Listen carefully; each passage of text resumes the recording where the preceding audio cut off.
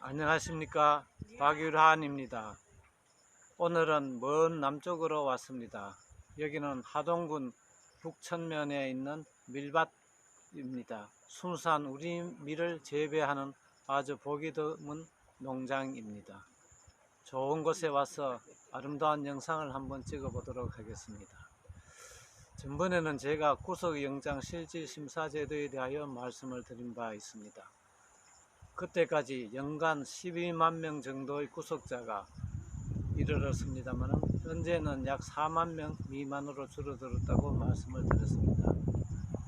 구속의 요건으로는 도주 및 증거 인멸의 우려를 들고 있습니다. 수사 초기에는 이와 같은 우려가 높다고 하여 영장이 발부되었지만 법원에 기소된 이후에는 이와 같은 우려가 여전히 남아있는 사람도 있지만 많이 감소된 사람도 있을 수 있습니다. 수사 과정에서 증거가 확보되었거나 또는 피해자와의 피해 회복 등 합의가 되어서 더 이상 도주 또는 증거 인멸의 우려가 없는 사람도 많이 나타나고 있습니다. 이와 같은 피고인을 재판이 끝날 때까지 구속 상태를 유지할 필요가 없다고 생각되므로 보석 제도를 통하여 이와 같은 사람은 일찍 인신구속 상태를 면할 길이 열려 있습니다. 통계에 의하면 연간 5,590건 정도의 보석이 신청되어서 그중 1,860건 정도가 인용되었습니다. 약 3분의 1이 보석으로 석방된 것입니다. 요즘 시중에는 돈보석이니 병보석이니 하는 말이 있습니다. 그러나 이와 같은 표현은 보석 제도에 대한 오해를 불러일으킬 소지가 많습니다.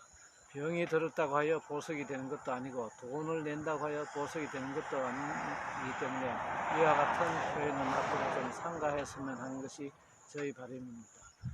보석에 대하여 조건을 붙이는 것은 대륙법계 국가나 영미법계 국가가 마찬가지입니다만 특히 미국의 경우에는 자본주의가 발달하여 보석의 경우에 보석 보증금을 조건으로 붙이는 경우가 많습니다. 대륙법계 국가에서는 돈보다는 오히려 신원보증인 제도나 또는 여러가지 주거에 대한 제한 등을 통하여서 출석을 담보하고 있습니다.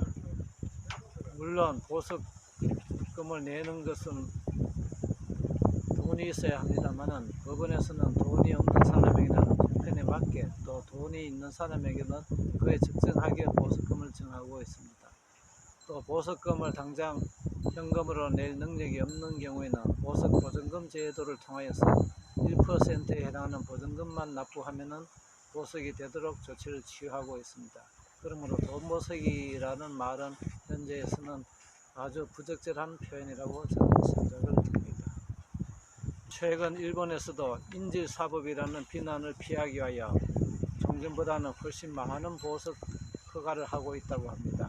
우리나라에서도 재판이 끝날 때까지 구속 상태를 유지하는 것보다는 이와 같은 보석 제도를 통하여서 많은 사람이 석방되는 혜택을 누렸으면 하는 것이 저희 바람입니다.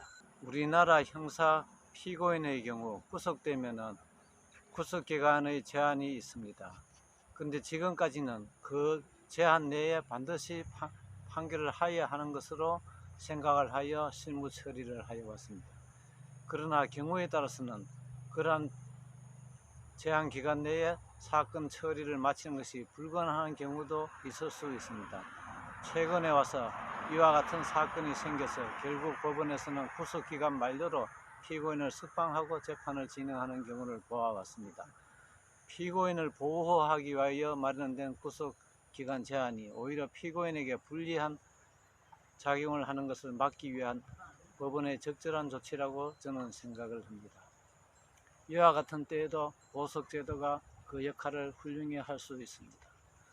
우리가 도주 및 증거 인멸의 우려가 있느냐 없느냐를 판단하는 것은 사실상 상당히 어렵습니다. 왜냐하면 있다 없다로 이분적으로 판단되는 사안은 그리 많지 않습니다.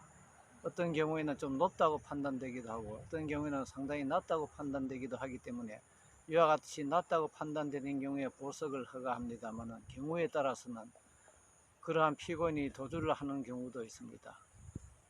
언론이나 국민들은 이와 같은 아주 예외적인 사안을 보고 법원의 조치가 심히 부당하다고 비난을 하기도 합니다. 그러나 이와 같은 경우에 비난을 한다면 결국 법관의 위축을 가져와 법관의 재판의 독립이나 또는 피고인의 인권 보호는 달성하기가 요원할 것입니다. 물론 법원에서도 이와 같은 비난이 있다는 것을 인식을 하고 적절하게 보석이 되도록 매 사건마다 신중히 판단해야 될 것은 물론입니다. 이와 같은 것이 전제되지 않는다면 우리 사법제도는 신뢰를 받을 수가 없기 때문입니다. 여기서 덧붙여 말씀드릴 것은 보석보증금에 대한 설명입니다. 보석보증금은 문자 그대로 보증금이기 때문에 재판이 무사히 끝나면 납입한 사람이 다시 찾아가는 것입니다.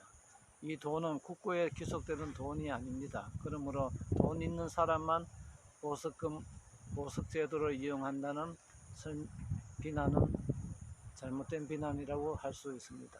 물론 아주 예외적인 경우에 보석된 피고인이 도주를 하여서 보석이 취소되고 보증금이 몰취되는 법원의 판단이 있게 되면 그 돈은 국고에 귀속되는 수가 있습니다만 이와 같은 경우는 사실상 아주 흔치 않는 사례인 것도 제가 말씀을 드리겠습니다.